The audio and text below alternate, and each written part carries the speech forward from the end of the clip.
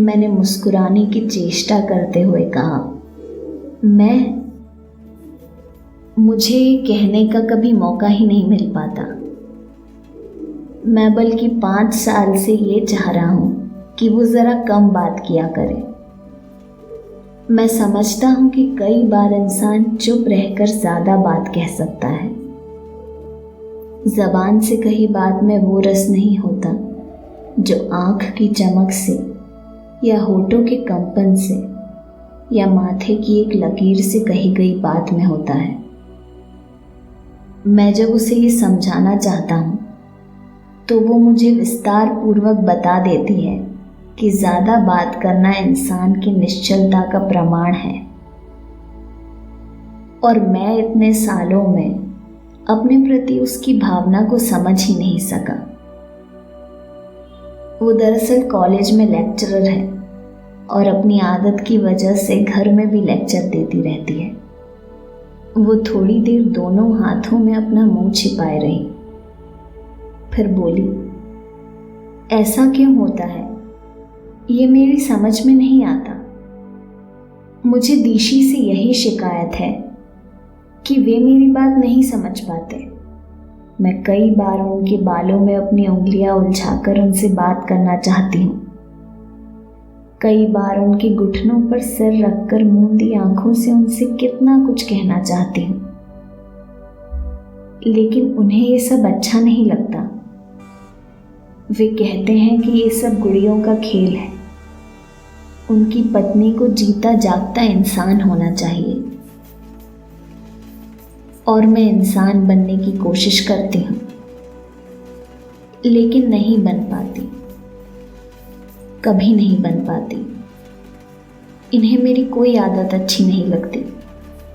मेरा मन होता है कि चांदनी रात में खेतों में घूमूं या नदी में पैर डालकर घंटों बैठी रहूं, मगर ये कहते हैं कि ये सब आइडल मन की वृत्तियां हैं। इन्हें क्लब, संगीत सभाएं और डिनर पार्टियां अच्छी लगती हैं। मैं इनके साथ वहां जाती हूं तो मेरा दम घुटने लगता है। मुझे वहां जरा अपनापन महसूस नहीं होता। ये कहते हैं कि तू पिछले जन्म में मेंढकी थी, जो तुझे क्लब में बैठने की बजाय खेतों में मेंढकों की आवाज सुनना ज्यादा अच्छा लगता है। मैं कहती हूँ कि मैं इस जन्म में भी मेंढकी हूँ। मुझे बरसात में भीगना बहुत अच्छा लगता है और भीगकर मेरा मन कुछ ना कुछ गुनगुनाने को कहने लगता है। हालांकि मुझे गाना नहीं आता। मुझे क्लब में सिगरेट के धुएं में घुटकर बैठे रहना अच्छा नहीं लगता। वहां मेरे प्राण गले को आने लगते हैं। उस थोड़े से समय में ही मुझे उसके चेहरे का उतार चढ़ाव काफी परिचित लगने लगा था। उसकी बात सुनते हुए मेरे मन पर हल्की उदासी छाने लगी थी। हालांकि मैं जानता था कि वो कोई भी बात मुझसे नहीं कह रही, वो अपने से बात करना चाहती है और मेरी मौजूदगी उसके लिए सिर्फ एक बहाना है। मेरी उदासी भी उसके लिए न होकर अपने लिए थी, क्योंकि बात उससे करते हुए भी मुख्य रूप से मैं सोच अपने विषय में रहा था। मैं 5 साल से मंजिल दर मंजिल विवाहित जीवन से गुजरता आ रहा था, रोज यही सोचते हुए कि शायद आने वाला कल जिंदगी के इसी ढांचे को बदल देगा। कहीं कुछ गलत नहीं था, मगर सतह से नीचे जीवन कितनी कितनी उलझनों और गांठों से भरा था। मैंने विवाह के पहले दिनों में ही जान लिया था कि नलिनी मुझसे विवाह करके सुखी नहीं हो सकी, क्योंकि मैं उसकी कोई भी महत्वाकांक्षा पूरी करने में सहायक नहीं हो सकता। वो एक भरा पूरा घर चाहती थी जिसमें उसका शासन हो, और ऐसा सामाजिक जीवन जिसमें उसे महत्व का दर्जा प्राप्त हो। वो अपने से स्वतंत्र अपने पति के मानसिक जीवन की कल्पना नहीं करती थी। उसे मेरी भटकने की वृत्ति और साधारण का मोह मानसिक विकृतियां लगती थी, जिन्हें वो अपने अधिक स्वस्थ जीवन दर्शन से दूर करना चाहती थी। उसने इस विश्वास के साथ जीवन आरंभ किया था कि वो मेरी त्रुटियों की क्षतिपूर्ति करती हुई बहुत शीघ्र मुझे सामाजिक दृष्टि से सफल व्यक्ति बनने की दिशा में ले जाएगी। उसकी दृष्टि में ये मेरे संस्कारों का दोष था, जो मैं इतना अंतर्मुख रहता था और इधर उधर मिलजुल कर आगे बढ़ने का प्रयत्न नहीं करता था। वो इस परिस्थिति को सुधारना चाहती थी, पर परिस्थिति सुधरने की जगह बिगड़ती चली गई। वो जो कुछ चाहती थी वो मैं नहीं कर पाता था, और जो कुछ मैं चाहता था वो उससे नहीं होता था। इससे हम में कई बार झगड़ा होने लगता था और कई बार दीवारों से सिर टकराने की नौबत आ जाती थी। मगर ये सब हो चुकने पर नलिनी बहुत जल्दी स्वस्थ हो जाती थी और उसे फिर मुझसे ये शिकायत होती थी कि मैं दो दिन अपने को उन साधारण घटनाओं के प्रभाव से मुक्त क्यों नहीं कर पाता। मगर मैं दो दिन क्या, कभी उन घटनाओं के प्रभाव से मुक्त नहीं हो पाता था। रात को जब वो सो जाती थी तो घंटों तकिए में मुंह छिपाए कराहता रहता था। नलिनी आपसी झगड़े को उतना अस्वाभाविक नहीं समझती थी जितना मेरे रात भर जागने को, और उसके लिए मुझे नर्व टॉनिक लेने की सलाह दिया करती थी। विवाह के पहले 2 वर्ष इसी तरह बीते थे और उसके बाद हम अलग अलग जगह काम करने लगे। हालांकि समस्या जो कि त्यों बनी थी, और जब भी हम इकट्ठे होते वही पुरानी जिंदगी लौट आती थी। फिर भी नलिनी को ये विश्वास अभी कम नहीं हुआ था कि कभी न कभी मेरे सामाजिक संस्कारों का उदय अवश्य होगा और तब हम साथ रहकर सुखी विवाहित जीवन व्यतीत कर सकेंगे। उस स्त्री ने अपनी बच्ची के सिर पर हाथ फेरते हुए पूछा, आप कुछ सोच रहे हैं? मैंने सहसा अपने को सहेजा और कहा, हाँ, मैं आप ही की बात को लेकर सोच रहा था। कुछ लोग होते हैं जिनसे दिखावटी शिष्टाचार आसानी से नहीं उड़ा जाता। आप भी शायद उन्हीं लोगों में से हैं। वो बोली, मैं नहीं जानती, मगर इतना जानती हूं कि मैं बहुत से परिचित लोगों के बीच अपने को अपरिचित।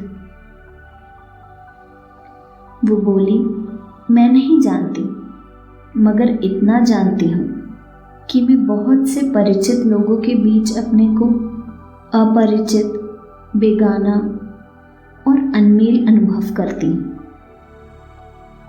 मुझे लगता है कि मुझ में ही कुछ कमी है। मैं इतनी बड़ी होकर भी वो कुछ नहीं जान समझ पाई जो लोग छुटपन में ही सीख जाते हैं। दीशी का कहना है कि मैं सामाजिक दृष्टि से बिल्कुल मिसफिट हूं। मैंने पूछा, आप भी यही समझती हैं? वो बोली, कभी समझती हूं, कभी नहीं भी समझती। एक खास तरह के समाज में मैं जरूर अपने को मिसफिट अनुभव करती हूँ, मगर कुछ ऐसे लोग भी हैं जिनके बीच जाकर मुझे बहुत अच्छा लगता है। ब्याह से पहले मैं 2-1 बार कॉलेज की पार्टियों के साथ पहाड़ों पर घूमने के लिए गई थी। वहां सब लोगों की मुझसे यही शिकायत होती थी कि मैं जहां बैठ जाती हूँ वहीं की हो जाती हूँ। मुझे पहाड़ी बच्चे बहुत अच्छे लगते थे। मैं उनके घर के लोगों से भी बहुत जल्दी दोस्ती कर लेती थी। एक पहाड़ी परिवार की मुझे आज तक याद है। उस परिवार के बच्चे मुझसे इतना घुल मिल गए थे कि मैं बड़ी मुश्किल से उन्हें छोड़कर उनके यहाँ से चल पाई थी। मैं कुल 2 घंटे उन लोगों के पास रही थी। 2 घंटे में मैंने उन्हें नहलाया धुलाया भी और उनके साथ खेलती भी रही। बहुत ही अच्छे बच्चे थे वे। उनके चेहरे इतने लाल थे कि क्या कहूँ। मैंने उनकी माँ से कहा कि वो अपने छोटे लड़के किशनु को मेरे साथ भेज दे। वो हंसकर बोली कि तुम सभी को ले जाओ, यहाँ कौन इनके लिए मोती रखे हैं। यहाँ तो 2 साल में इनकी हड्डियाँ निकल आएंगी, वहाँ खा पी कर अच्छे तो रहेंगे। मुझे उसकी बात सुनकर रुलाई आने को हुई। मैं अकेली होती तो शायद कई दिनों के लिए उन लोगों के पास रह जाती। ऐसे लोगों में जाकर मुझे बहुत अच्छा लगता है। अब तो आपको भी लग रहा होगा कि कितनी अजीब हूं मैं। ये कहा करते हैं कि मुझे किसी अच्छे मनोविद से अपना विश्लेषण कराना चाहिए, नहीं तो किसी दिन मैं पागल होकर पहाड़ों पर भटकती फिरूंगी। मैंने कहा, ये तो अपनी अपनी बनावट की बात है। मुझे खुद आदिम संस्कारों के लोगों के बीच रहना बहुत अच्छा लगता है।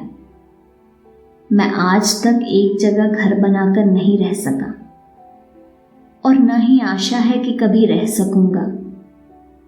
मुझे अपनी जिंदगी की जो रात सबसे ज्यादा याद आती है, वो रात मैंने पहाड़ी गुजरों की एक बस्ती में बिताई थी। उस रात उस बस्ती में एक ब्याह था, इसीलिए सारी रात वे लोग शराब पीते और नाचते गाते रहे। मुझे बहुत हैरानी हुई जब मुझे बताया गया कि वही गुजर 10-10 रुपए के लिए आदमी का खून भी कर देते हैं। आपको सचमुच इस तरह की जिंदगी अच्छी लगती है? उसने कुछ आश्चर्य और अविश्वास के साथ पूछा। आपको शायद खुशी हो रही है कि पागल होने की उम्मीदवार आप अकेली ही नहीं हैं, मैंने मुस्कुरा कर कहा। वो भी मुस्कुराई। उसकी आंखें सहसा भावनापूर्ण हो उठी। उस एक क्षण में मुझे उन आंखों में न जाने कितना कुछ दिखाई दिया। करुणा, शोभ, ममता, आर्द्रता, ग्लानि, भय, असमंजस और स्नेह। उसके होठ कुछ कहने के लिए कांपे, लेकिन कांप कर ही रह गए। मैं भी चुपचाप उसे देखता रहा। कुछ क्षणों के लिए मुझे महसूस हुआ कि मेरा दिमाग बिल्कुल खाली है और मुझे पता नहीं कि मैं क्या कर रहा था और आगे क्या कहना चाहता था। सहसा उसकी आंखों में फिर वही सोनापन भरने लगा और क्षण भर में ही वो इतना बढ़ गया कि मैंने उसकी तरफ से आंखें हटा ली। बत्ती के पास उड़ता कीड़ा उसके साथ सटकर झुलस गया था। बच्ची नींद में मुस्कुरा रही थी। खिड़की के शीशे पर इतनी धुंध जम गई थी कि उसमें अपना चेहरा भी दिखाई नहीं देता था।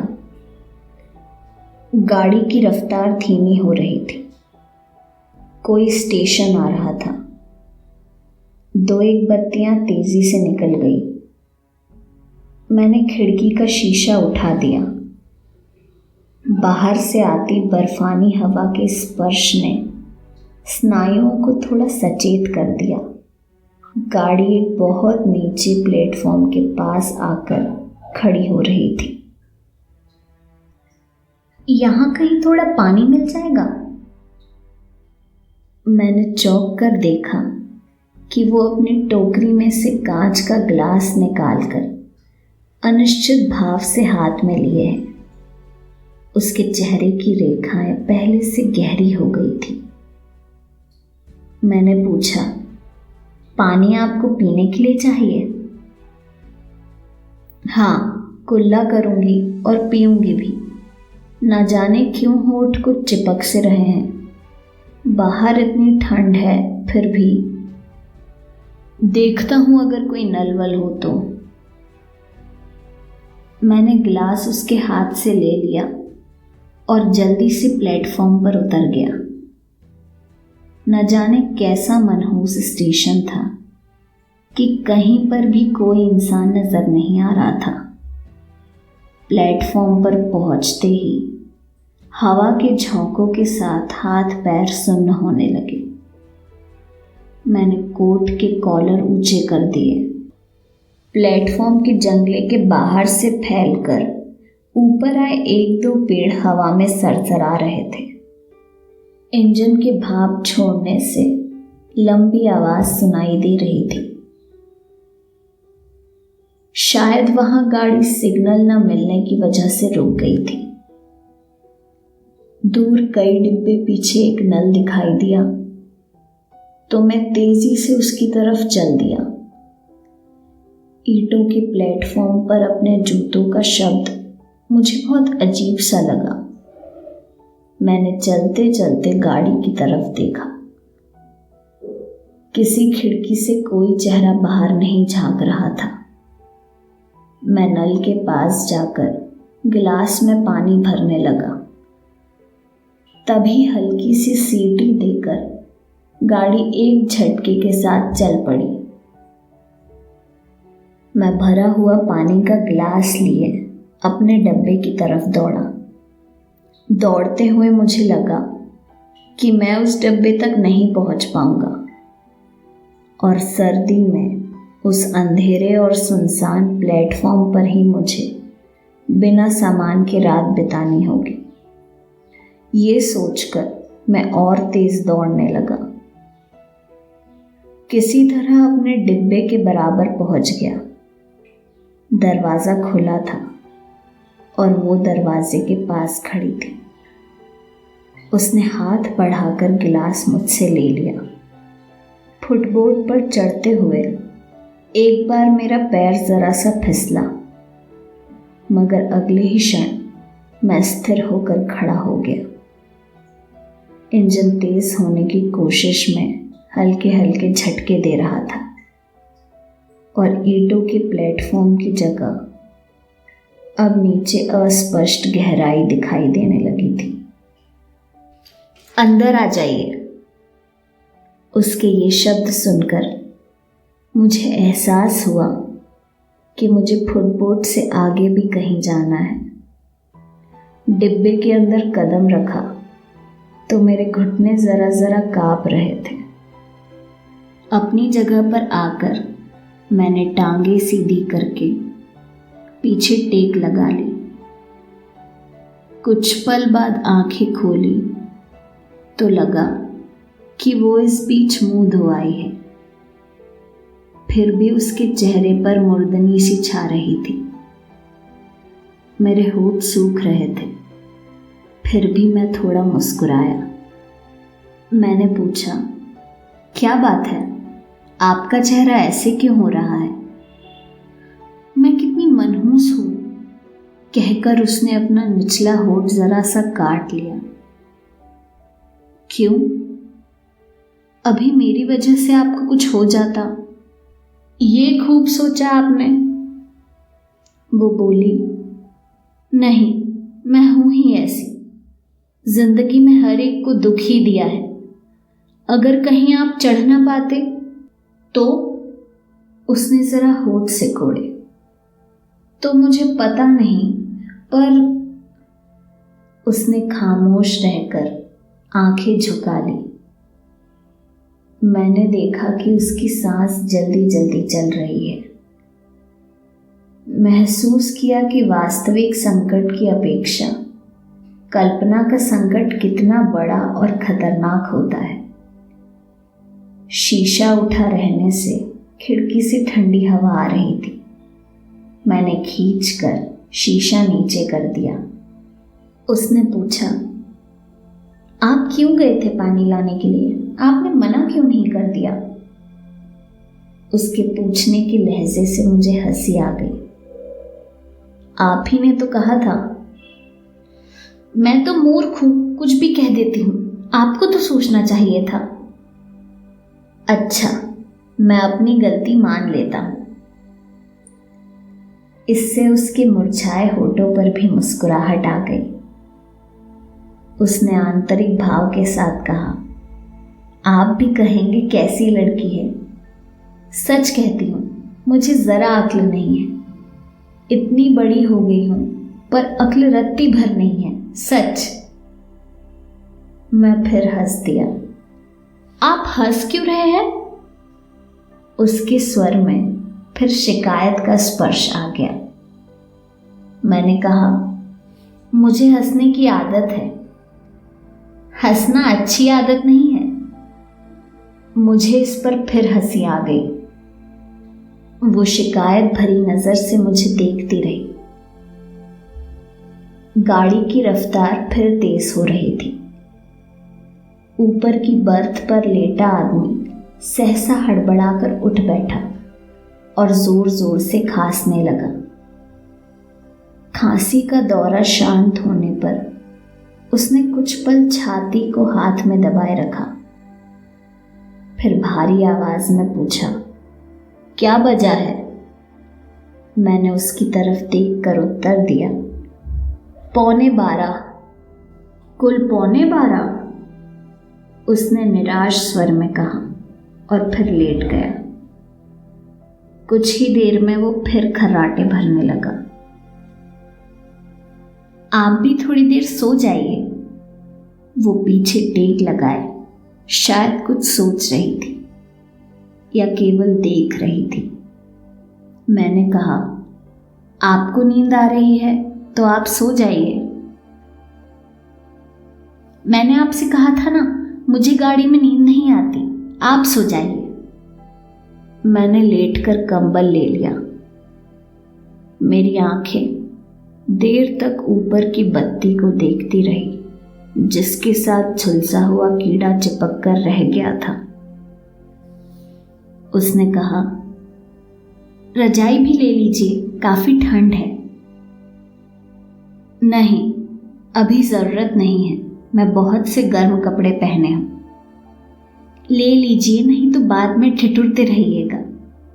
नहीं, ठिठुरूंगा नहीं, मैंने कंबल गले तक लपेटते हुए कहा। और थोड़ी थोड़ी ठंड महसूस होती रहे तो अच्छा लगता है। कुछ देर बाद उसने पूछा, बत्ती बुझा दूं? नहीं, रहने दीजिए। नहीं, बुझा देती हूं, ठीक से सो जाइए। और उसने उठकर बत्ती बुझा दी। मैं काफी देर अंधेरे में छत की तरफ देखता रहा। फिर मुझे नींद आने लगी। शायद रात आधी से ज्यादा बीत चुकी थी जब इंजन के भोंपू की आवाज से मेरी नींद खुली। वो आवाज कुछ ऐसी भारी थी कि मेरे सारे शरीर में एक झुरझुरी सी भर गई। पिछले किसी स्टेशन पर इंजन बदल गया था। गाड़ी धीरे धीरे चलने लगी तो मैंने सिर थोड़ा ऊंचा उठाया। सामने की सीट खाली थी। वो स्त्री न जाने किस स्टेशन पर उतर गई थी। इसी स्टेशन पर न उतरी हो, ये सोचकर मैंने खिड़की का शीशा उठा दिया और बाहर देखा। प्लेटफॉर्म बहुत पीछे रह गया था और बत्तियों की कतार के सिवा कुछ साफ दिखाई नहीं दे रहा था। मैंने शीशा फिर नीचे खींच दिया। अंदर की बत्ती अब भी बुझी हुई थी। बिस्तर में नीचे को सरकते हुए मैंने देखा कि कंबल के अलावा मैं अपनी रजाई भी लिए हूं, जिसे अच्छी तरह कंबल के साथ मिला दिया गया है। गर्मी की कई एक सिरहने एक साथ शरीर में भर गई। ऊपर की बर्थ पर लेटा आदमी अब भी उसी तरह जोर जोर से खर्राटे भर रहा था।